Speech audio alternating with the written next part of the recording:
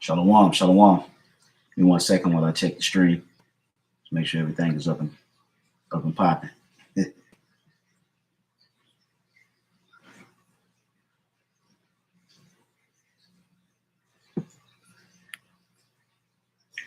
That looks like we're good. Shalawam, shalawam. All right, though, before I begin this lesson tonight, I want to give all praises, all glory and honor to Yahawah, Bahasham, Yahawashi, Bahasham, Qadash. All right, also, I want to give double honors to the apostles and the elders of Great Millstone that do rule and teach well. And as always, peace, love, and many blessings unto the elect. All right, this is your fellow brother, Artazawam, coming back through the spirit and power of Yahawah Shemawashah with another lesson, Lord willing. I do hope and pray that it's edifying. Okay, so today's lesson, high levels of betrayal within your household. Okay, and this is just a hard reality in which us brothers are going to have to face. Okay, some of us are single men, well, which really that's really the best way to be in the truth. Like Paul said it. He would rather that you marry not. Okay, but the reality of it is that you have brothers who have families, you have brothers who have children. Brothers may live with their parents or may, have a close relationship with certain family members, so on and so forth. But the reality of it is there's going to come a level of betrayal that's going to try us in the very near future. Okay, a lot of people are getting ready to fold under this pressure. Okay, and what we believe in is getting ready to be targeted, is getting ready to be attacked. Okay, and people who have associated themselves with you, or if they're relatives, co-workers, whatever the case may be, there's going to be betrayal, man. There's going to be slanders. They're going to try to deliver us up to be destroyed, giving out public information. Okay, all kind of stuff is getting ready to happen. And what really propelled me to go into this is really a personal testimony. Okay, I'm not going to go into details, but the apostles and elder bishops have been, admonishing brothers for years, that your family can turn on you. Okay, and that's a reality.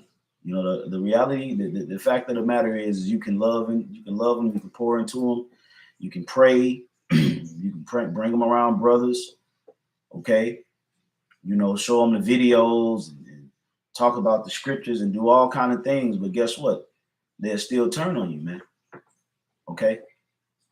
They'll still turn on you, okay? And we're going to have to deal with that. A lot of us brothers are going to have to deal with that, man, okay? Because these women are fickle, okay, and they're not really locked in there with you. That's why all hell need to break loose on the earth, and Yahawah Shemawashah send us those women, okay, that's going to be in great fear. Because these women got too much leverage right now in this American society, okay? They got too much pull in the household, and it leads to them being out of order and disobedient and disrespectful. So it's going to be high levels of betrayal coming to test all of us. And I want to start with the scripture.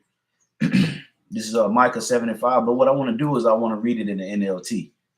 Okay. Okay. This is Micah 7:5. It says, "Don't trust anyone, not your best friend or even your wife." Okay. That's in the Bible. I'll read it in the KJV. Micah 7:5, "Trust ye not in a friend, put ye not confidence in a guide, but keep the doors of thy mouth from her that lieth in thy bosom." Okay, because women are likened unto serpents, man, and they have that serpent, they have that poison of the serpent within them, so they'll try to use your words against you. That's why you shouldn't be pillow talking with these women, okay? Because they'll change on you like your drawers, man. Okay, continuing on, Michael 7:6, "For the son dishonoreth the father, the daughter riseth up against her mother, the daughter-in-law against her mother-in-law. A man's enemies are the men of his own house." Okay, and that's a hard pill to swallow, man, because we love our families.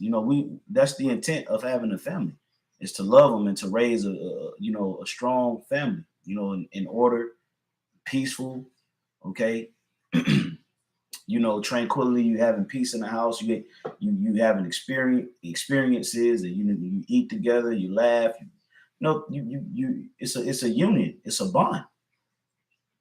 But guess what? The Lord said that our enemies are going to be they of our own household, man.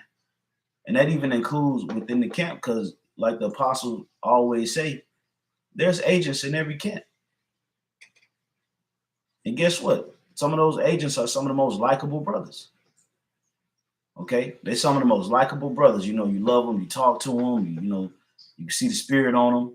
But guess what? Eventually time will tell, you know, this will be an agent the whole time. So we're surrounded by enemies, man. We're behind enemy lines, and that's even within our own household. So, and I'm not saying, you know, the brothers to be, you know, expecting the worst. Of course not. Okay, because the scripture says that I've seen nothing greater than a man and his wife that agree together. So you're going to have brothers that have wives that's going to be delivered. The scripture speak about the elect lady. Okay, but then for some of us on the flip side of the coin, we're going to have evil, wicked, spirited women that we might have had children with. Okay, they know you want the truth. You know, you probably raised them up, whatever the case may be, and then boom, they just flip the switch and turn on you, turn your children against you, try to, you know, destroy you. You know, that's what we got to deal with, man. It's all a part of the conquest for the crown. You know, so it's a necessary course that we got to go down, man. All right, this is the book of Luke, chapter 14, and I'm gonna start at verse 26. If any man come to me and hate not his father, and by the way, that word hate just simply means a strong disregard, and mother and wife and children and brethren and sisters, yea, and his own life also, he cannot be my disciple. So you got to understand, man, that the Lord requires a living sacrifice. The Lord requires us to be on those highways and byways. And that comes with a level of having a strong disregard for the people that you love. We got to go to camp. We got to do these videos. We got to fellowship. We have things that we have to maintain within the church. And it's going to put that household on the back burner. Okay? That's why you have to have that strong disregard or that hatred. Because you're not, according to the law, you're supposed to honor your mother and your father. So why would the scriptures turn around and tell you to hate them? It's talking about having a strong disregard for your parents, so that the building and the establishing of the third temple can be maintained. Okay, so that's why you have to have that hate. Okay, verse 27, and whosoever doth not bear his cross and come after me cannot be my disciple. And there's a lot of things that the Lord just simply wants you to hold. You might pray for certain things to depart. You might ask Yahawashi to, you know, have a situation come to pass or be over with, or you just praying and praying and praying, but this situation is still there, it's still lingering, it's still, you know, bothering you. And that's because that's that cross. That's a part of the cross that you got to bear. And at times, the Lord don't want you to throw that cross off. The Lord wants you to hold it, man. The Lord want to see how long you can hold that cross down before you break. And a heavy pill to swallow, brothers. And this is for brothers who have families, you know. And everything might be good, but guess what? It can turn sour quick. When spirits start jumping on them women, your wives and all that, they can destroy you if you let them. So that's why you got to be cognizant. All of us should be cognizant of our surroundings, man. And just be circumspect. Pick up on the red flags. So that way, you know, certain things do happen, you know, it won't catch you off guard. You know, you can kind of brace for it. Okay?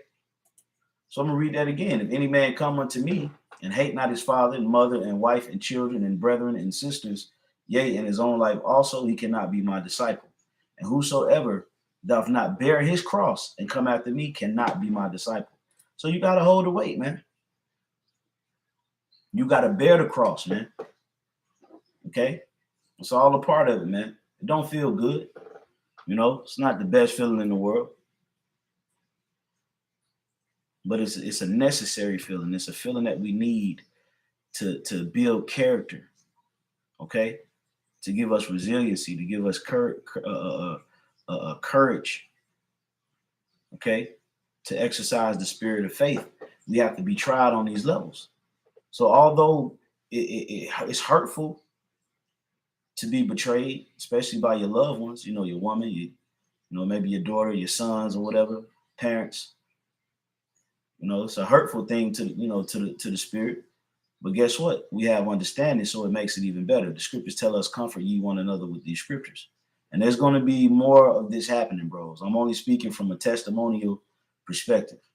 There's going to be more brothers whose women is going to flip on them. Okay?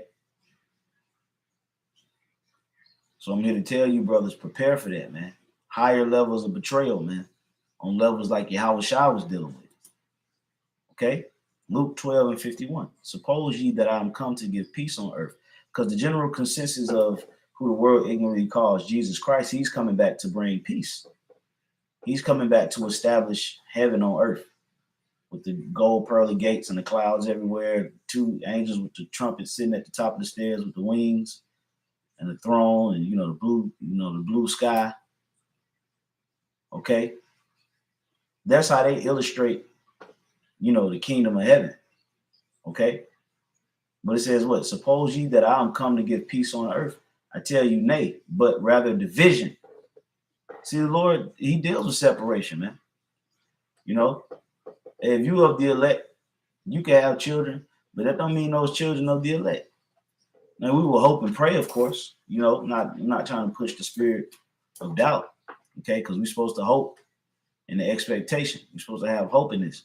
But we have to also be realist, and we have to face hard realities in this truth. And the hard reality is that if you are of the elect, it doesn't necessarily guarantee that your children could be of the elect. So that's why the Lord brings that division, that separatist, because he's stiff in the house of Israel. Okay? And if somebody ain't of the elect, they're not gonna make the cut. Don't matter who they are in relation to you. Okay? Continuing on, it says, from henceforth there shall be 1 in 5 house. There shall be 5 in 1 house. I said 5 in 1 in 5 house. I read it again. Luke 12:52. For from henceforth there shall be 5 in 1 house, divided, 3 against 2, and 2 against 3. The father shall be divided against the son, and the son against the father, the mother against the daughter, and the daughter against the mother-in-law against the daughter-in-law, and the daughter-in-law against the mother-in-law. So the Lord is a separatist. He's coming to bring division. And why is he coming to bring division? In the household. At that. Okay? He's coming to bring division because everybody is not of the elect. So the Lord is going to use that division to separate the sheep from the goats. And the sheep represent the lost children of the house of Israel, starting with the election. And then the goats represents the other nations. That's in Matthew, 25 and 32, I believe. Okay? So the Lord is coming to separate everybody and put them in a proper perspective to be judged. So people are going to backstab you, man. People are going to treat you like you're nobody, like you're nothing, like you never existed, like you never, prayed for them, you never helped them, you never did anything. They're going to act like that, man. Your loved ones. Okay? Because they're going to be embarrassed at what you believe in. Or some of them just envy your spirit. They envy the grace that Yahawashi has extended to you. Okay? So they want to try to do everything to destroy you. They want to try to do everything to destroy that positive vibe that the Lord put on you. And you have to fight to protect that, man. Okay? This is Psalms 41:9. Yea, mine own familiar friend, in whom I trusted, which did even my bread, have lifted up his heel against me, man. And you could actually kind of say that a wife, to a certain degree, is like a friend. Okay? If you got a partner and, y'all talk about things, y'all have inside jokes, and y'all laugh and giggle and watch certain things together, she can be likened unto a friend. But guess what? It says, have lifted his heel against me. But eventually, sooner or later, they're gonna bite you in the back. They're gonna stab you in the back. Now, I hope that that's not the case. But the reality of it is more of you brothers are going to have to deal with this. And you can't get weak. Okay? I'm going to get this from the brother GMS South GAVA 8. I believe that's your Wanathan. All right, it's Matthew 10 and 35. For I am come to set a man at variance against his father, and the daughter against her mother, and the daughter-in-law against the mother-in-law, and the man's foes shall be they of his own household. See that? So those are your foes. Those are the people who have the power and the ability to destroy you. They have the inside on you. They see you. They're in the house with you every single day. You don't think them spirits is going to jump on certain of these people, whether they are the elect or not? Okay, Satan travels through vessels to try to attack us and throw us off our course, throw us off our pivot. So you have to be aware. You have to move with a level of awareness and alertness. Okay. So I'm going to read that again. Psalms 41 and 9. Yea, mine own familiar friend in whom I trusted, which did eat of the manna, have lifted up his heel against me. But thou, O Lord, be merciful unto me and raise me up that I may requite them. Okay. So stay sharp, man. You know, stay sharp in the scriptures. You know, continue to you know, carve all the dull spots out of your mind, man. Be sharp. Okay. So that way you have scriptural support when you're going through times of trouble. You have scriptural support when you're going through trials and tribulations, man. So you have to stay sharp. You have to constantly stay sharp and read these scriptures and get into it. All right. This is from the brother GMS Memphis Qadash 777. Shalawam, bro. Ecclesiasticus 6 and 8. For some man is a friend for his own occasion and will not abide in the day of trouble. You see that? And like I mentioned, you know, you're going to have certain relatives too, not even just women and children. We're talking about brothers, siblings, sisters, aunts, cousins, nieces, nephews. Everybody, man, can flip the switch. So like it. Okay? Proverbs 17:3. The finding pot is for silver and the furnace for gold, but the Lord trieth the hearts. Yeah, the Lord trieth the hearts, man. All right. You want to know where your spirit at. See if you can unlock that faith and believe. Okay? Because like I mentioned earlier, the times are getting heavier and heavier. And you know, there's getting ready to be a presidential inauguration in January. There's going to be a transition of power. And we know that when there's a transition of power, there's a transition of how the government operates.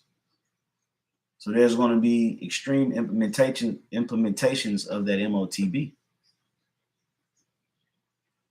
Okay, they're going to be setting this stuff up all over America. All right. So you know, I just wanted to do that real quick. You know, dealing in the spirit of betrayal. You know, with family members, man, it's a hurtful thing. It hits deep.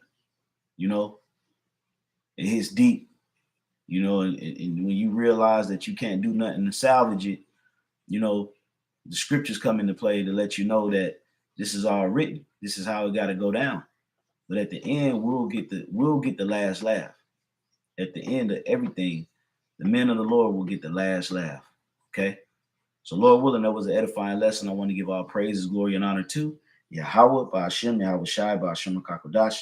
Double honors once again to the apostles and elders of Great Millstone. Peace, honors, many blessings unto the elect. Shalom.